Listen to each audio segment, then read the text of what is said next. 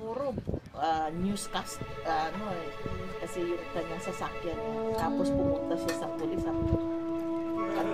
parang nagkausap sila ng ano kaya kako pinagalitan dyan ng pulis ng sheriff bakit dumiretso ka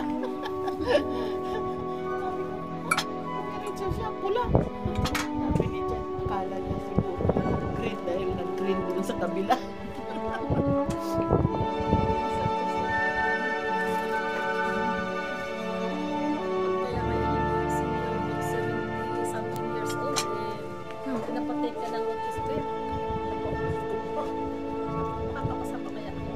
Lang yung rating.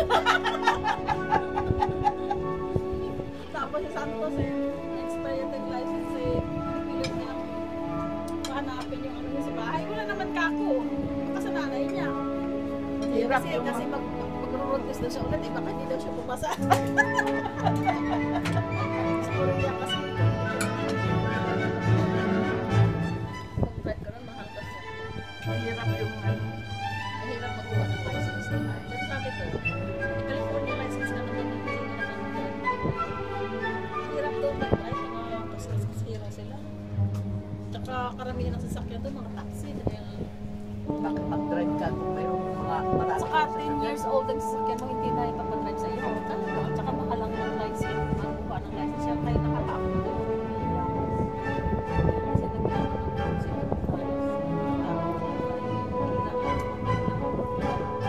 Pero kung naman yung tanin din, akin na nga para. Pero karamihan yung ganito lang.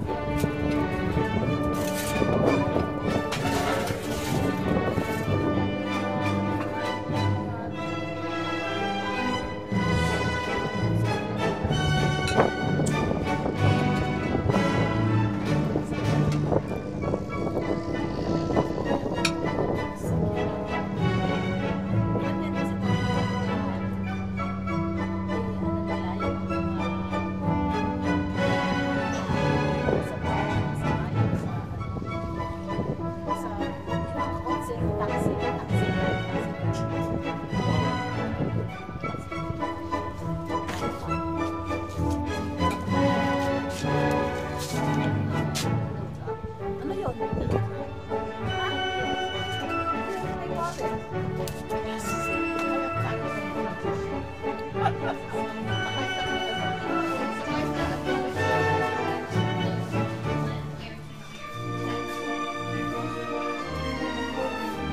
Say hi, guys.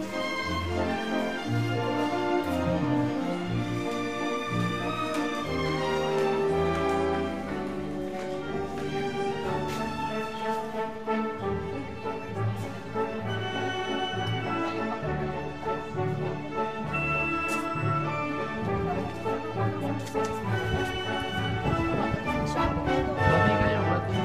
Bati. Bati. Hello, Daddy. Good morning.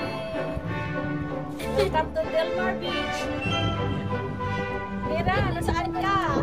You're missing here. Bilisan mo na. Ligo, Ubus na yung pagkain, oh. Ubus na. Pagkain, oh. Mangga. Mayroong mais. Mayroong mangga dito. Wow. Mangga. Bacon. Ito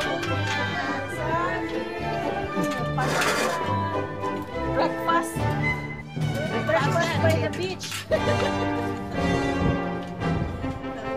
Iniinggit ako nito ah.